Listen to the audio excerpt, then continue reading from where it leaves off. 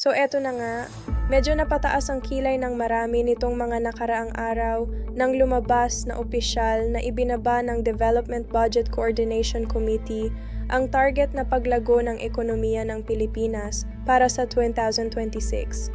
Base sa mga inilabas na ulat noong unang bahagi ng Enero, mula sa dating 6 hanggang 7%, ginawa na lang itong fee hanggang 6% na ayon sa economic managers ay parang isang reset matapos ang isang taon na hindi talaga umarangkada ang ekonomiya.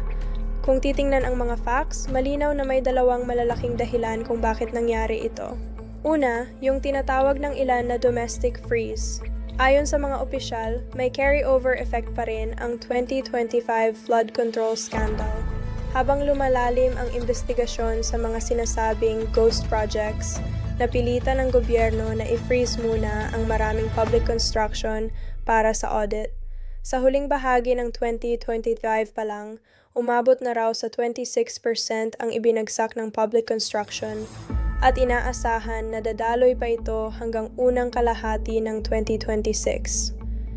Mismong si Arsenio Balisacan ay umamin na base sa official statement, nayanig ang economic confidence, kaya bumagal hindi lang ang paggastos ng gobyerno, kundi pati ang desisyon ng private sector na mag-invest. Pangalawa, andyan ang external squeeze. Base sa mga ulat, nahaharap ang Pilipinas sa mas mahigpit na pulisya mula sa US, kabilang ang bagong 19% tariff sa ilang produktong Pilipino. Dahil dito, naapektuhan ang manufacturing outlook at lumaki ang pressure sa trade balance.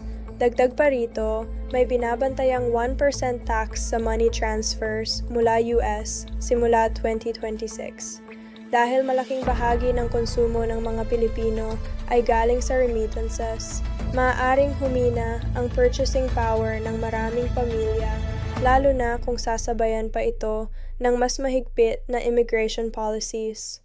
Napansin din ng netizens at ilang economists ang mga gray na galaw sa likod ng eksena. May mga usap-usapan tungkol sa capital outflows, kung saan ang mga individual na may hindi pa malinaw na pinanggalingan ng yaman ay umano'y naglalabas ng assets palabas ng bansa para iwas freeze. Base sa mga obserbasyon, nakakadagdag ito ng pressure sa piso na hirap nang manatili sa ilalim ng 60 pesos kada dolyar. Kasabay nito, nasa alanganing posisyon ng gobyerno pagdating sa interest rates. Gusto ng Bangko Sentral ng Pilipinas na magbawas ng rates para pasiglahin ang utang at negosyo, pero kung masyadong mabilis ang bawas habang mahina ang piso, maaaring tumaas ang presyo ng langis at gasolina na posibleng magdulot ng cost-push inflation.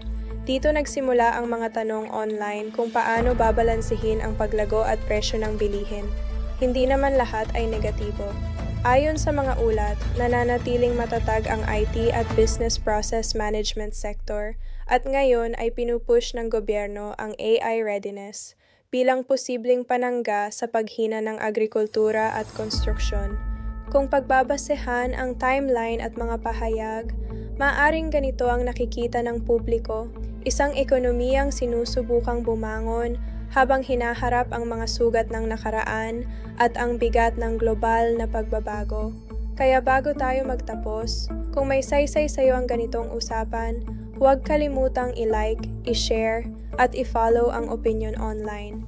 Sa huli, ito ba ay simpleng pag-a-adjust lang sa realidad o senyales ng mas malalim na hamon sa ekonomiya? Ano sa tingin mo?